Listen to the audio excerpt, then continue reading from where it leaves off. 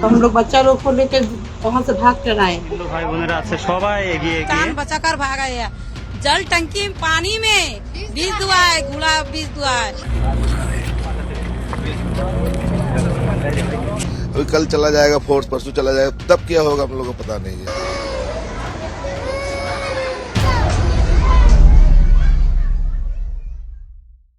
नफरतें जब जगह बनाने में कामयाब हो जाती हैं तो बस्तियां उजड़ने लगती हैं और कंधों पर उठाए जाते हैं बस्ते, गृहस्थी और बेबसी का बोझ। पश्चिम बंगाल के मुर्शिदाबाद से जो आग उठी उसका असर अब दिख रहा है। 11 अप्रैल को शुरू हुई सांप्रदायिक हिंसा के बाद लोग अपने घर छोड़ करके जा रहे हैं, बहुत से पहले ही जा चुके हैं। आज इसी पलायन पर बात करेंगे। रोजगार का पलायन तो हम रोक नहीं पाए, कम से कम सांप्रदायिकता का पलायन ही रोक लें। ये जो लोग हैं जो जान बचाने के लिए अपने ही घर छोड़कर जा रहे हैं, इन्होंने ऐसा क्या देखा था उस दिन, ये क्या महसूस कर रहे हैं और जिम्मेदार किसे समझते हैं? उनके सवालों में हमारा स्वर भी शामिल होगा। सवालों की बात हो रही है तो कुछ सवाल ईडी ने भी पूछे हैं कांग्रेस सांसद प्रियंका गांधी के पति रॉबर्ट वाड्रा से। क्या है ये मामला जिसमें एक आईएएस अधिकारी हुड्डा सरकार के सामने खड़ा हो गया था? और हज कोटे में कटौती पर जो घमासान चल रहा है उसकी सुध भी लेंगे। नमस्कार, अपन है कुलदीप और आप देख रहे हैं the Lallantop show. Brought to you by American Pistachios, Sensodyne K and Candid.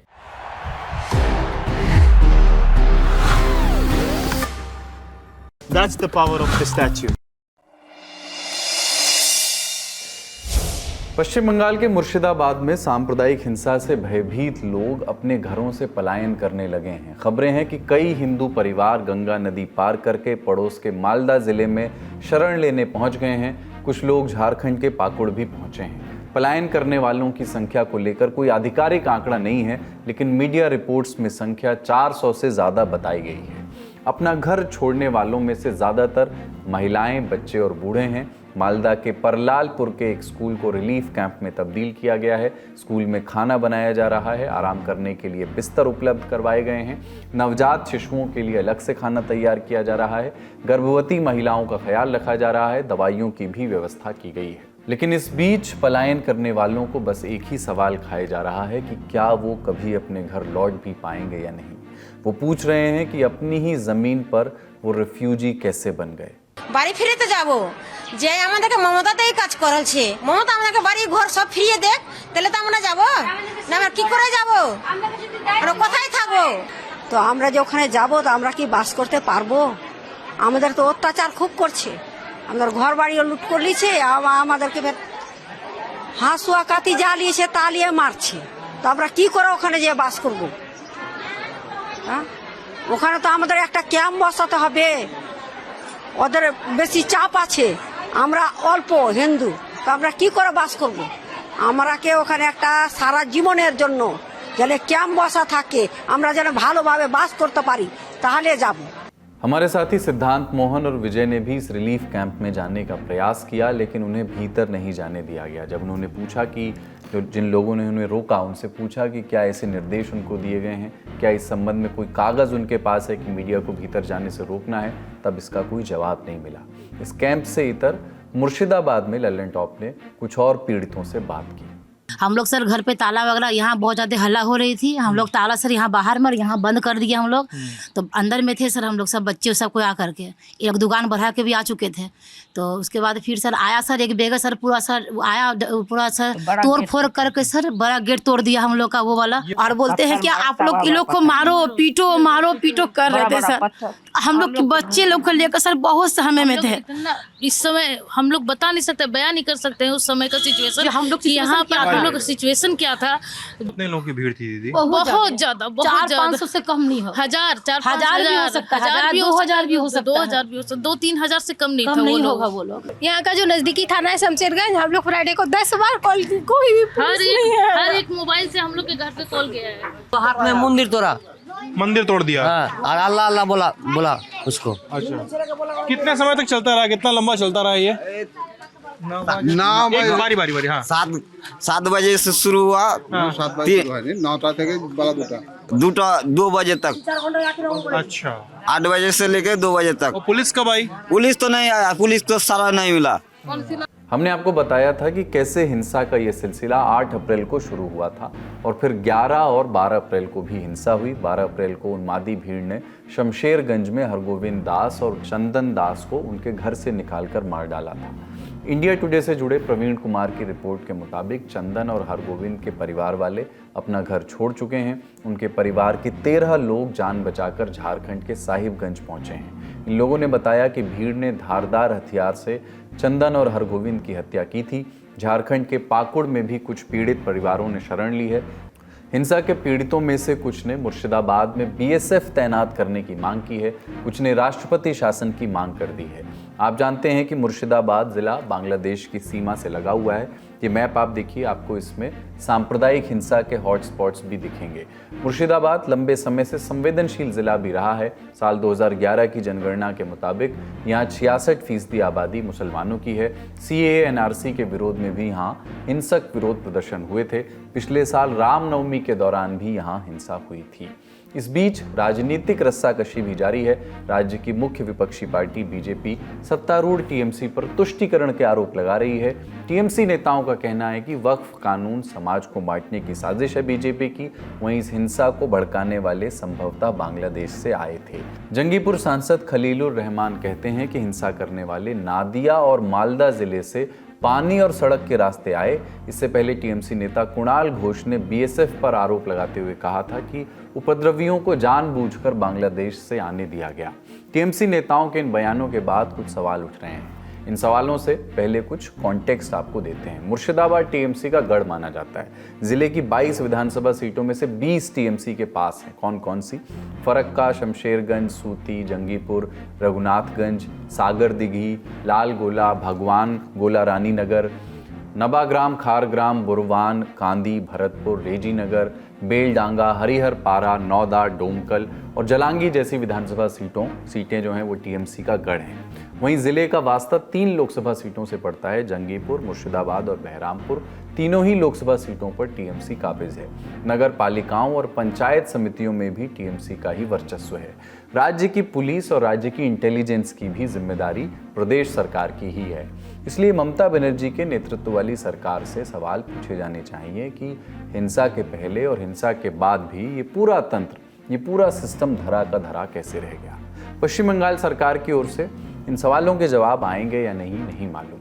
अपनी ही सरकार के खिलाफ एक और मार्च होगा या नहीं मालूम। लेकिन हिंसा के दौरान सरकार प्रशासन ने सख्ती नहीं अपनाई, ये जरूर स्पष्ट है। मुर्शिदाबाद में हिंसा हो रही थी, तब मुख्यमंत्री उपद्रवियों से अपील कर रही थी कार्रवाई के बजाय। वो कह रही थी कि देश की संसद में पास हुए वक्फ कानून को राज्य में लागू नहीं होने दिया जाएगा। उनकी पुलिस भी लाचार नजर आ रही थी, जबकि वक्फ कानून के खिलाफ दूसरे प्रदेशों में, मिसाल के तौर पर तमिलनाडु, कर्नाटक और केरल में भी प्रदर्शन हुए, पर इन राज्यों से हिंसा की खबरें नहीं आई। थोड़ी बहुत हिंसा असम में हुई, लेकिन उसे समय रहते नियंत्रित कर लिया गया। तृणमूल कांग्रेस की फायर ब्रांड सांसद महुआ मोइत्रा का भी एक वीडियो सामने आया है, जिसमें वो हाथ जोड़कर प्लीज प्लीज कहती हुई नजर आ रही हैं। कह रही हैं कि जैसे बंगाल की धरती पर एनआरसी को लागू नहीं होने दिया गया, वैसे ही वक्फ संशोधन कानून को लागू नहीं होने दिया जाएगा। ममता सरकार के मंत्री फरहाद हाकिम ने अजीबोगरीब बात की है। पलायन पर उन्होंने कहा है कि लोग तो बंगाल के भीतर ही इधर उधर जा रहे हैं, राज्य से बाहर तो नहीं जा रहे। इसका मतलब है कि राज्य बहुत ही सेफ है। हम उम्मीद करते हैं कि कुर्सियों पर बैठे लोग आत्मावलोकन करेंगे। कुछ कर नहीं सकते तो कम से कम भाषा में संवेदनशीलता और शालीनता का परिचय देंगे। कई मीडिया रिपोर्ट्स कहती हैं कि बीएसएफ की शुरुआती जांच रिपोर्ट के मुताबिक कुछ उपद्रवी सीमा के उस पार बांग्लादेश से आए थे।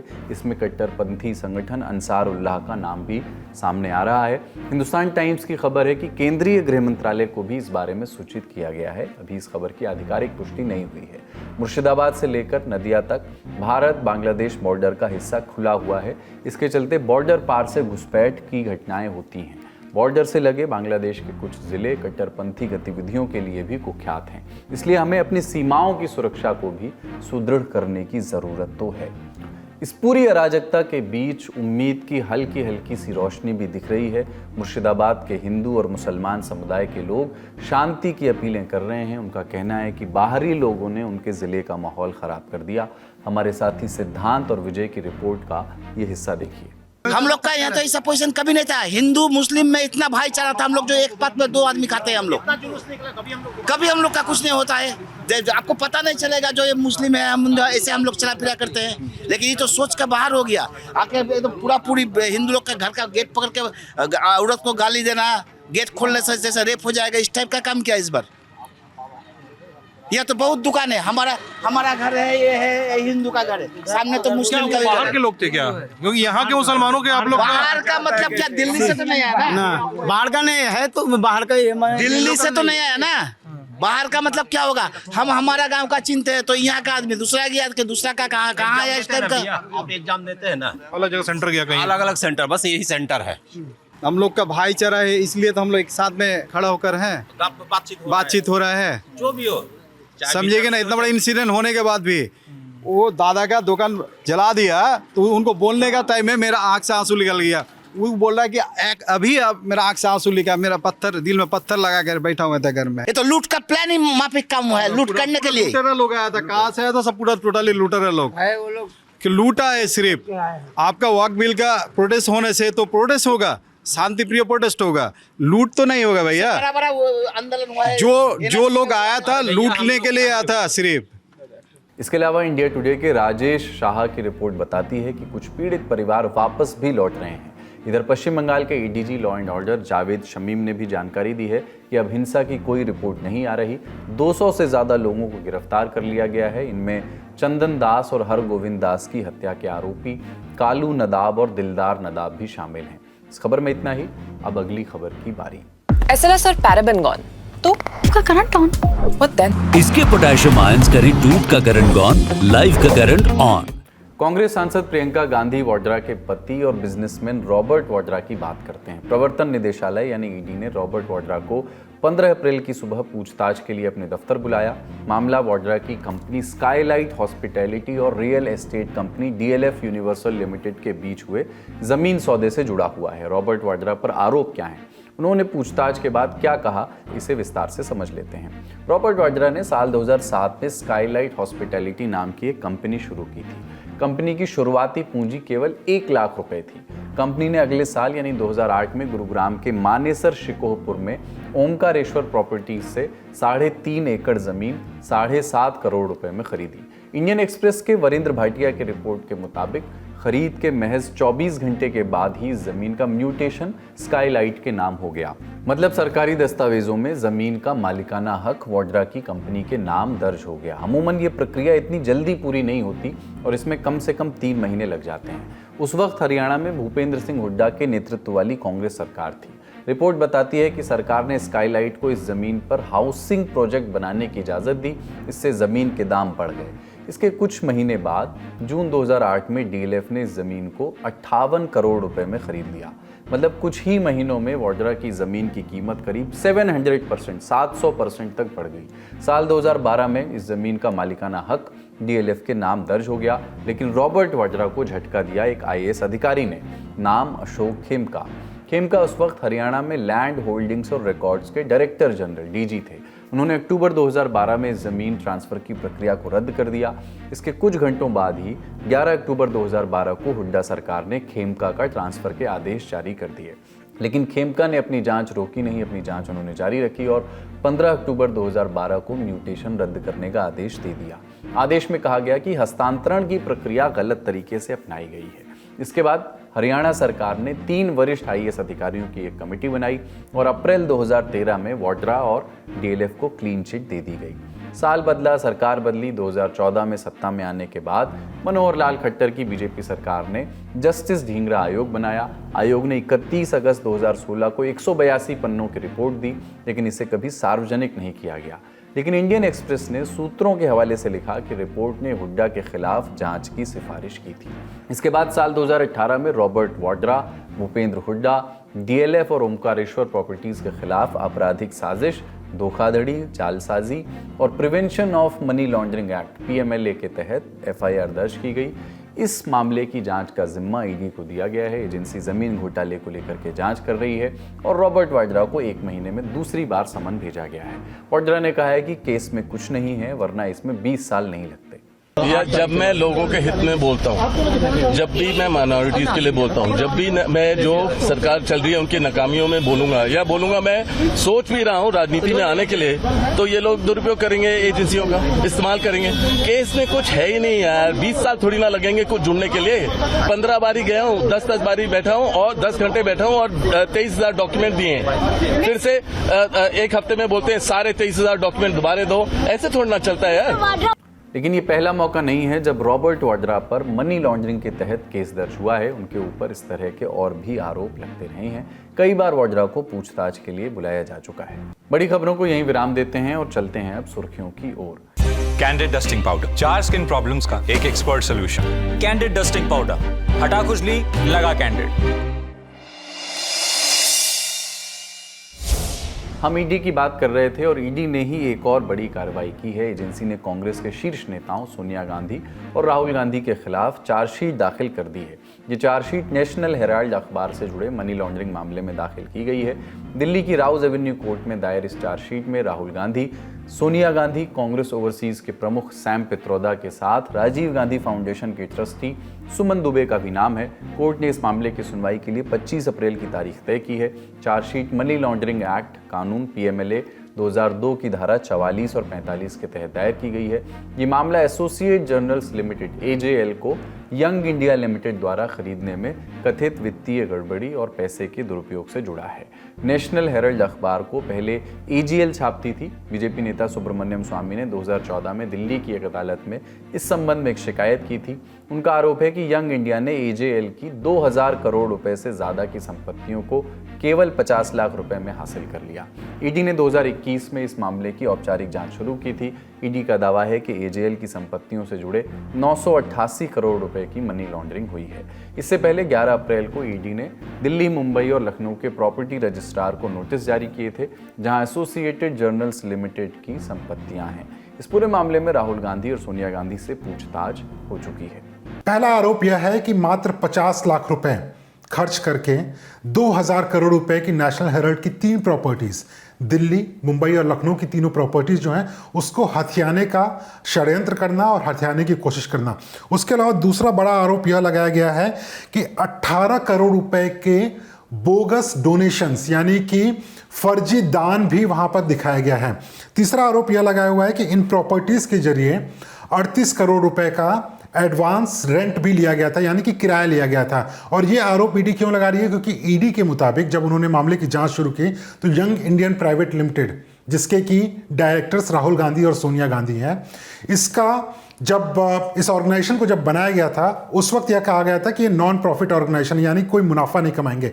लेकिन यंग इंडियन प्राइवेट लिमिटेड के अकाउंट में 29 करोड़ रुपए एडवर्टीजमेंट के रूप में पहुंचते हैं, 38 करोड़ रुपए रेंट के रूप में पहुंचते हैं। तो ईडी ने यह भी आरोप लगाया हुआ है कि दरअसल यह सीधे तौर पे मनी लॉन्ड्रिंग का मामला है। चार्जशीट दाखिल करने का मतलब यह होता है कि अगला कदम इस मामले में या तो ट्रायल शुरू हो सकता है या तो फिर ईडी अपनी सप्लीमेंट्री चार्जशीट यानी कि अपने दावों को और पुख्ता करने के सबूत कोर्ट के सामने पेश कर सकती है। वहीं दूसरी तरफ अगर देखें तो कांग्रेस, राहुल गांधी और सोनिया गांधी के पास में यह ऑप्शन रहेगा कि वो कोर्ट के सामने जाएं, अपनी बहस करें अपने वकीलों के जरिए और कहें कि ईडी के जो आरोप हैं वो पूरी तरीके से गलत है। लेकिन ईडी का कहना है कि तमाम सबूत इकट्ठा करने के बाद में, तमाम बयानों को दर्ज करने के बाद में, जो ट्रांजैक्शंस डिटेल्स उन्होंने निकाली हैं साल 2008 से लेके 2025 के बीच में, इन्हीं आरोपों के बिना पर उन्होंने इस चार्जशीट को दाखिल किया है। आज जब ईडी ने इस मामले में चार्जशीट दाखिल की है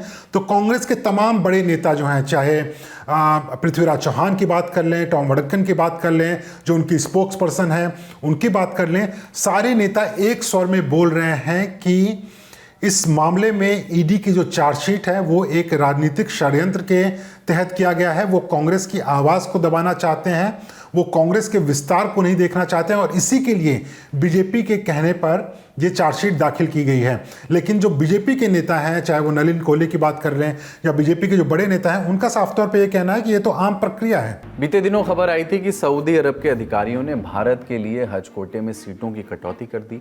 जम्मू कश्मीर के मुख्यमंत्री उमर अब्दुल्ला, पूर्व सीएम महबूबा मुफ्ती समेत कई नेताओं ने केंद्र सरकार से इस मामले में दखल देने की मांग की थी। इस मसले पर 15 अप्रैल को अल्पसंख्यक मामलों से जुड़े मंत्रालय ने जवाब दिया है। दरअसल 800 से अधिक निजी टूर ऑपरेटर का एक ग्रुप है जिसे कंबाइंड हज ग्रुप ऑफ ऑपरेटर्स CHGOs कहा जाता है। पोस्ट में कहा गया है कि इन ऑपरेटर्स को सऊदी अरब सरकार की तय समय सीमा का पालन करना था।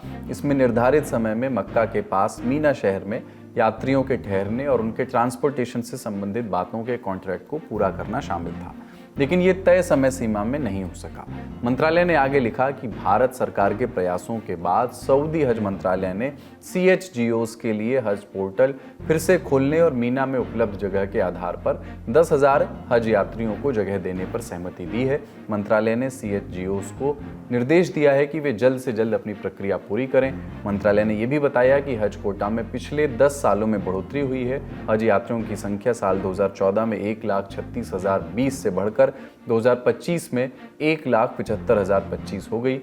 इससे पहले उमर अब्दुल्ला और महबूबा मुफ्ती ने हज कटौती पर चिंता जताई थी। दोनों नेताओं ने विदेश मंत्री S जयशंकर से इस मामले में दखल देने की मांग की थी। इस साल 4 से 9 जून के बीच हज के शुरू होने की संभावना है। अब चलते हैं अगली सुर्खी की ओर। एक बार फिर से सुप्रीम कोर्ट ने इलाहाबाद हाई कोर्ट की टिप्पणी पर नाराजगी जताई है। बीते दिनों हाई कोर्ट ने रेप के एक आरोपी को जमानत देते वक्त कहा था, इसके लिए पीड़िता भी जिम्मेदार है, उसने खुद ही आफत को न्योता दिया। सुप्रीम कोर्ट ने 15 अप्रैल को कहा कि जमानत के बारे में फैसला केस से जुड़े तथ्यों के आधार पर होना चाहिए। जस्टिस BR गवई और जस्टिस AG मसीह की बेंच ने कहा कि जज ने जमानत देने का फैसला सुनाया, ठीक है जमानत दी जा सकती है, लेकिन ये क्या बात हुई कि पीड़िता ने खुद ही मुसीबत बुलाई।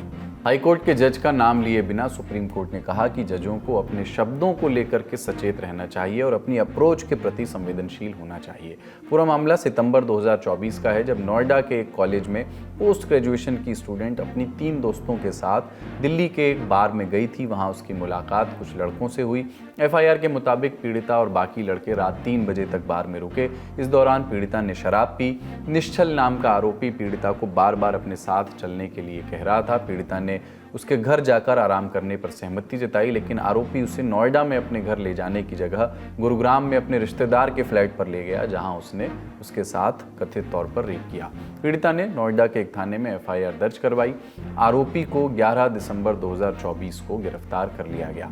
मामला इलाहाबाद हाई कोर्ट पहुंचा, जहां जस्टिस संजय कुमार सिंह की सिंगल बेंच ने सुनवाई की। कोर्ट ने कहा कि पीड़िता पोस्ट ग्रेजुएट स्टूडेंट है तो उसे अपने फैसले की समझ होनी चाहिए। बेंच ने कहा कि अगर पीड़िता के आरोप को सच मान लिया जाए तब भी हम इस निष्कर्ष पर पहुंचते हैं कि उसने खुद मुसीबत को न्योता दिया और इसके लिए वो खुद भी जिम्मेदार थी।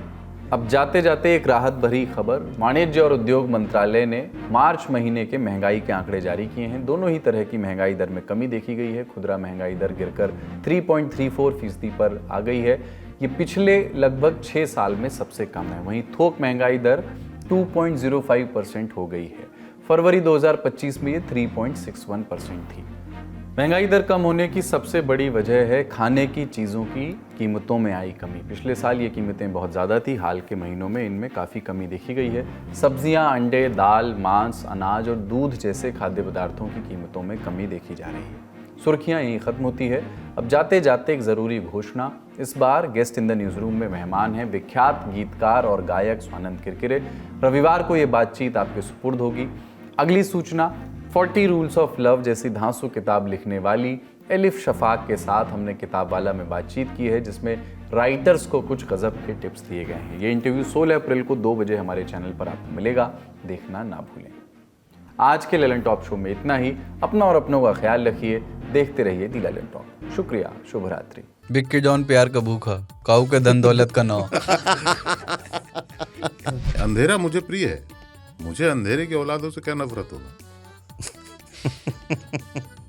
फिर अपनी आजा गुफाओं में आप मेरा फेवरेट गाना है बस। आजा गुफाओं में अभी ना एक AI से बनेगा ताऊ जो एक अंधेरी गुफा के सामने खड़े हुए हैं और बोल रहे हैं आइए।